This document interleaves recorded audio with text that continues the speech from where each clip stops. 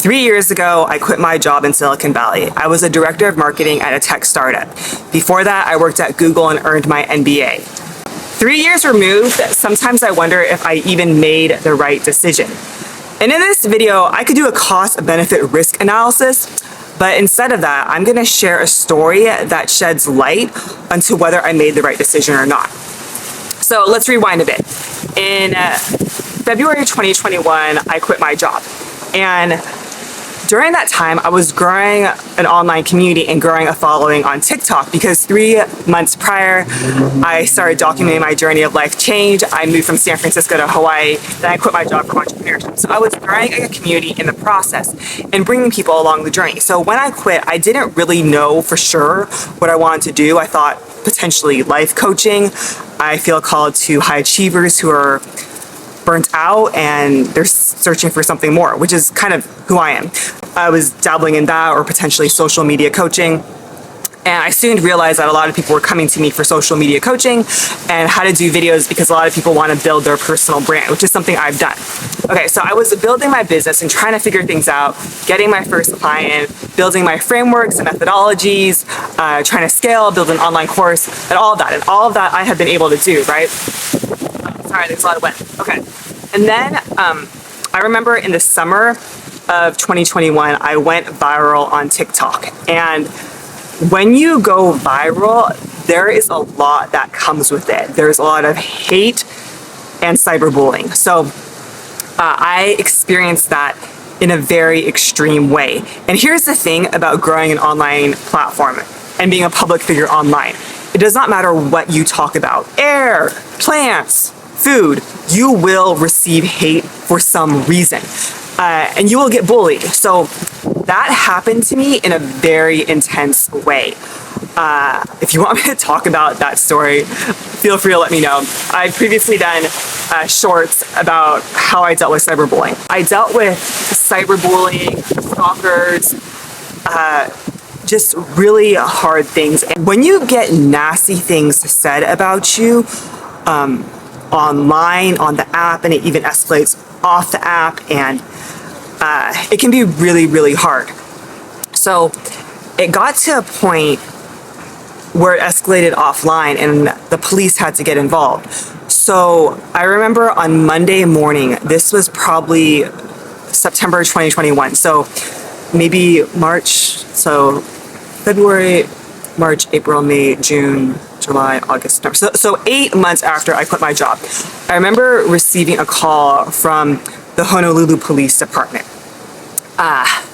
regarding something, right? And then I was just sharing my situation with them, how I was getting a lot of cyberbullying, threats, and all of that. And then basically it came to the conclusion of you need to leave a paper trail. You need to document what has been done and what has been said about you, the death threats and things like that, because that's all that you can do, or not all you can do. That would be in the best wisdom, that would be wise of you to do, to leave a paper trail. What I did this Monday is I spent 5 hours online reading all the hate comments about myself. And if you've never been cyberbullied, you can say, okay, just ignore it. Like, who cares about it? It doesn't matter. But when you're in it, it's so personal and it's so hard to get out of. Mentally, like, you can really spiral, or at least that was the case for me. It really got extreme because people were like forming groups and creating fake screen names. So my screen name is Joanna Hope Lie. People would create screen names such as Joanna, like, expletive word lie, and then just say, oh, you're the dirt of the earth, you're never going to be successful. I remember receiving comments like, oh, I'm going to put a bag over your head, you should put a bag over your head and kill yourself. In retrospect, of course, I should have asked someone else to do that, but at that time I didn't have a virtual admin. No one should have to read negative thoughts about yourself for 5 hours, because it really does a number on your mental health. I remember after that I thought, like, I shouldn't be creating content, I shouldn't be in Hawaii. I was just second guessing everything about myself. So I did that for 5 hours and I was exhausted by the end of that. So I got cyberbullied, and in the context of entrepreneurship, imagine quitting your job and pursuing content creation and trying to figure it out and just getting all this pushback. it was devastating, and I knew I was building something. I knew I was building an online brand and a business, but it was still in its formative stage, and I hadn't really figured things out yet. So it's kind of this vulnerable time, right? And then just to be smashed with cyberbullying is hard. But here's what happened. I remember talking about it with some friends, and they were saying, "Oh, I'm really sorry you went through that. How are you doing?" And I can put up a pretty strong face. And I said, "Oh, I'm fine. I would still rather be doing this and working at my old job." And all of my friends looked at me and said, "What?" I said, "Yeah, I mean, it sucks to read all these hate comments about myself, but I would still rather be doing this than working in the corporate world." And they all looked at me and said, "That's how you know you made the right decision." And that's it. That's the moment I knew that I made the right decision to quit my job. It wasn't when I hit a certain revenue number or gained a number of followers or worked with a certain client.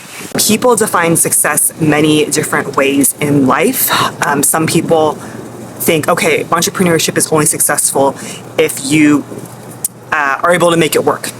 If you are able to make 7 figures a year or whatever number. That's the only way you can judge success and if it was worth it. For me, I guess I'm very experiential, but it was the right decision for me to leave because I took a bet on myself. And I said, "Joanna, this is what you care about. You believe enough in your story and documenting your journey and content creation and elevating other stories that you will take a bet on yourself. And even though you will receive so much pushback, you will keep going." And that's when I knew. That's when I knew, like, I'm doing what I love doing. I'm creating content and telling stories and teaching other people how to do that. So that was the moment. I've read this before, and I don't have the source, so excuse me, but nurses ask patients who are passing away what are their biggest regrets, and there's 5 biggest regrets, and the number 1 is not living a life that is true to me, not having the courage to live that life. That's something that I won't have to deal with. I mean, maybe I will. There's still life to be lived, but I knew if I didn't try this with entrepreneurship, I would regret it. So that's it. That's how I knew I made the right decision, is when I came across hardship. You can define success how you want it. For me, success looks like following my purpose and my passion. It looks like having the courage to go after what I want in life. For others, success looks like having a certain number in their bank account, having a certain lifestyle or whatnot, and you can define that for yourself.